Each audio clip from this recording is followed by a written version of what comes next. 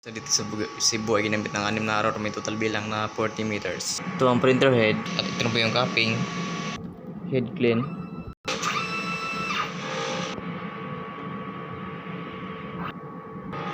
Linis ng wiper after head clean. Nozzle check. Yan po. Wala naman kaming in-house order at yung branch for payment naman yung week ay 40 meters. Sa ink system ay tama lang po yung level. Waste tank, tininusun sa harap, AVR, ground wire. Ito po yung mga use ink, unused ink, solution, film. Ito po yung record sa mga ginagamit namin. Ito yung sa white, sa powder, yellow, cyan, black, magenta,